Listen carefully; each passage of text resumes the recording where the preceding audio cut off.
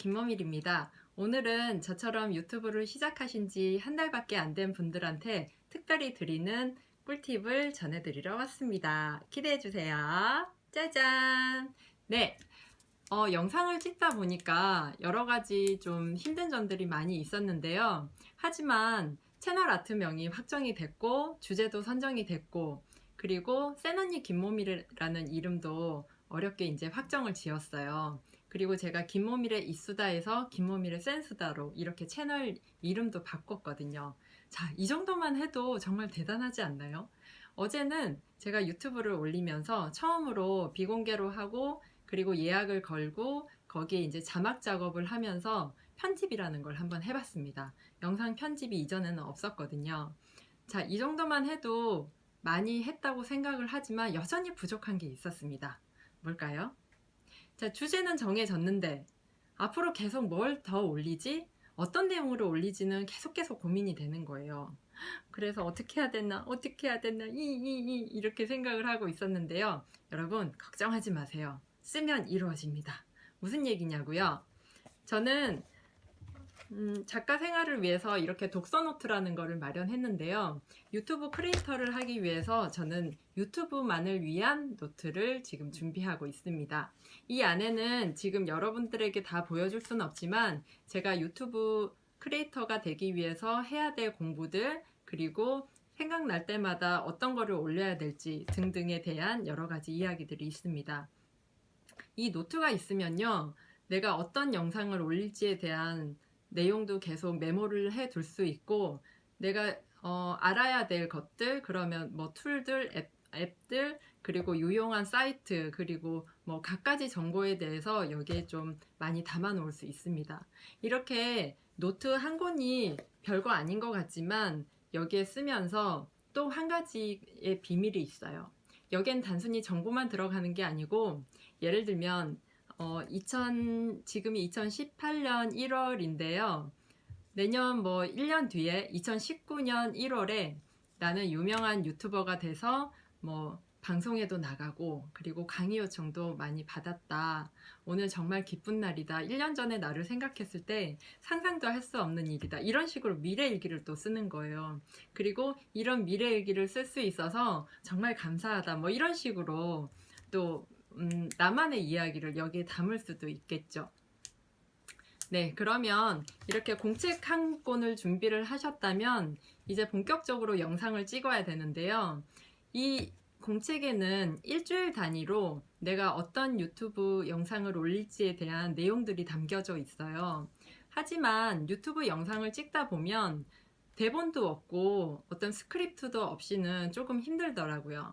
그래서 저는 지금 스마트폰 카메라 밑에 약간의 스크립트라고 하긴 뭐하지만 키워드 정도로 메모를 해서 그 밑에 이렇게 잘 연결을 해놨어요. 제가 보일 수 있는데. 왜냐하면 말을 하다가 버벅대거나 이렇게 막히거나 이러면 편집하는 데 있어서 좀 힘도 들고 처음부터 다시 찍어야 되는 상황도 되게 많더라고요. 그리고 이제 그렇게 좀 메모가 돼 있는 거를 보면서 내가 영상으로 얘기를 한다고 생각을 하면 좀 마음이 편안해져요. 믿을 구석이 생기는 거죠. 네, 그러면 끝으로 세 번째 팁을 알려드리겠습니다. 자, 저처럼 이제 막 유튜브를 시작을 했고 아직 유튜버의 어나더 월드가 어떻게 흘러가는지 알 수가 없는 사람에게는 좀 조급함도 사실 있거든요. 그래서 그 영상을 찍다 보면 NG를 잘 내게 돼요. 아, 잘해야지. 아, 이번엔 성공해야지. 이 영상은 꼭 올리고 말 테야. 이 영상으로 대박이 나겠어. 막 이런 생각도 할 수 있는데 절대 그렇지 않습니다. 네.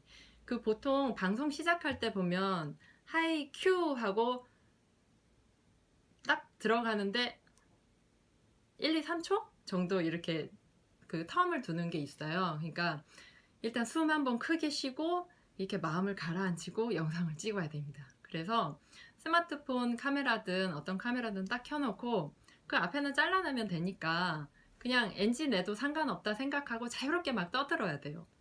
왜냐면 이 유튜브는 생방송이 아니더라도 내가 하고 싶은 얘기를 막 하다 보면 애드립이라는 걸 안 할 수가 없거든요. 뭐 애드립이라 아니다? 이런 기준도 없어요. 왜냐하면 다 애드립이니까. 내가 하고 싶은 얘기를 그냥 쭉쭉쭉 해 나가는 거잖아요. 그래서 NG 영상을 많이 찍는다고 생각하고 이게 10번이건 20번이건 심지어 100번이건 간에 영상을 버리고 또 내가 새로 찍고 하는 과정들에서 내가 하는 말 주변, 말 주변도 늘 수도 있고요. 그리고 영상 편집도 좀, 그 카메라를 보는 그런 것도 잘 될 수가 있고, 여러 가지의 경험치가 쌓이다 보면 계속 노하우를 스스로 터득해 나가는 것 같아요. 그러니까 책에 뭐 자기계발서나 이런 책들도 엄청 많지만 그걸 실제로 적용하는 사람이 있고 그냥 좋은 내용이네 하고 넘어가는 사람이 있는 것처럼 유튜브 영상을 찍는 것도 크게 다르지 않은 것 같습니다. 자, 그러면 오늘의 내용을 정리해 드릴게요. 첫 번째, 김모밀처럼 노트를 만든다. 두 번째, 스크립트를 간단히 짜서 키워드 정도만 메모를 한 뒤에 카메라 아래에 붙여둔다. 커닝할 수 있는 위치면 딱 좋을 것 같아요. 그리고 세 번째, NG 영상을 만드는 데 있어서 두려워하지 않는다.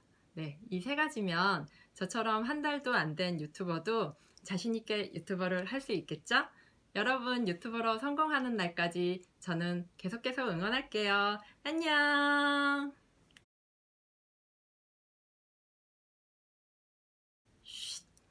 한 가지 더. 자, 한 가지 더 팁은 뭘까요?